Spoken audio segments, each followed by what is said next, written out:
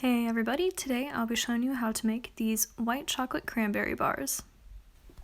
Okay, so the first thing you're going to do is add 12 tablespoons of butter into a saucepan over a medium-low or medium heat.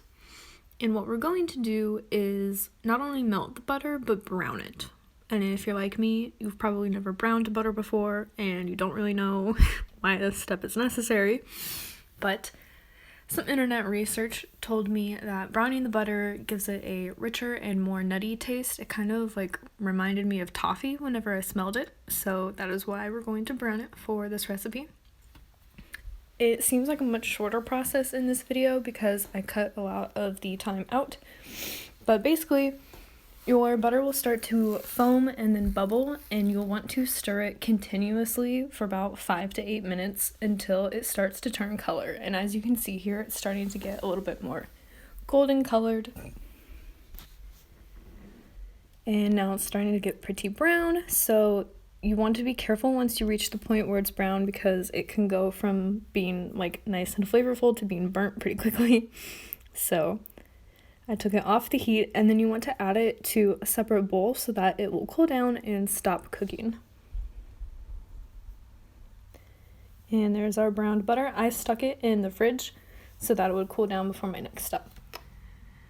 In a medium bowl, I added 1.5 cups of all-purpose flour, a teaspoon of baking powder, and 1/2 teaspoon of salt, and I just mixed those up.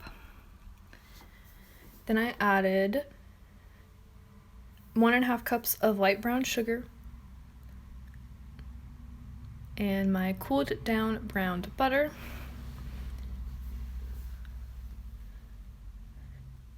And I got that nice and stirred and mixed up until it was nice and uniform and smooth.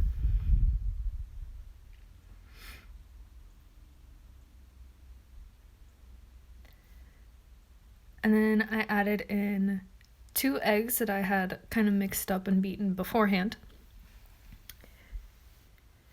And then the recipe calls for 1 teaspoon of orange zest, and I did not have that, but you can use 2 tablespoons of orange juice and it will be a substitute for freshly made zest. Then I added 2 teaspoons of vanilla and gave that a nice stir until it was all mixed and combined.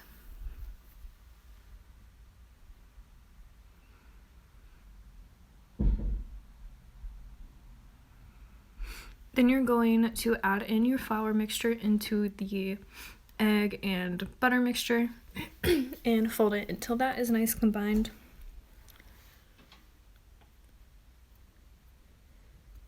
There it is. And then you're going to add in 3/4 cup of dried cranberries and 1 1/3 cup white chocolate white chocolate chips or chopped white chocolate. And then you'll want to fold that in nice and well.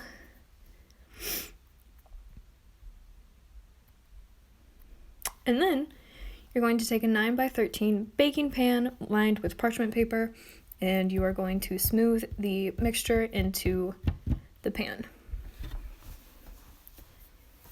And then you're going to bake at 350 for 22 to 25 minutes until the top is shiny and cracked and the edges are pulling away, but it'll look a bit underdone, which is what we want. Because as it cools and sets, the middle will set a little bit more and you don't want to accidentally over bake it. So after our bars have cooled, it's time to make the topping. You're going to melt 1 2/3 cup of white chocolate and put it into a medium-sized mixing bowl. Then you're going to add 8 ounces of softened cream cheese, a teaspoon of vanilla extract, and a tablespoon of orange juice or a teaspoon of orange zest if you have some. Then you're going to add in 1.5 cups of powdered sugar. And you're going to start to stir to mix that all up. This took me forever, but you want to get out all of the clumps of cream cheese and powdered sugar while also being careful to work quickly so that your chocolate doesn't begin to harden.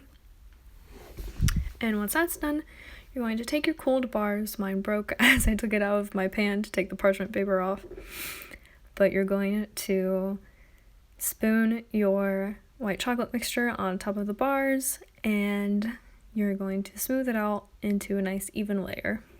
And again, you want to work kind of quickly because as the chocolate cools, it hardens a little bit. They'll never reach the point where they're like solid and hard again, but it does become a little bit more difficult to work with.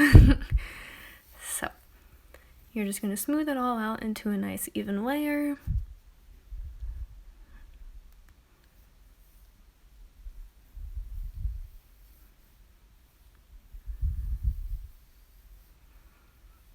Be a perfectionist about it like me if you want, or just put it on there.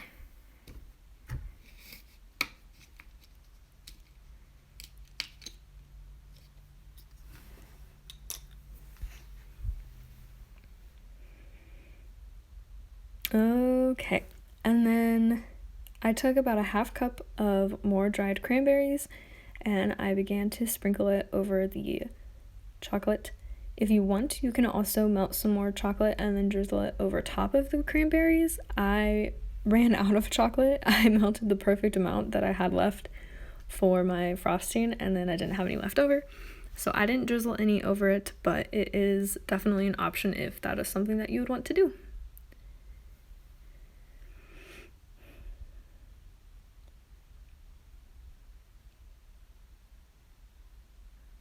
And there you go.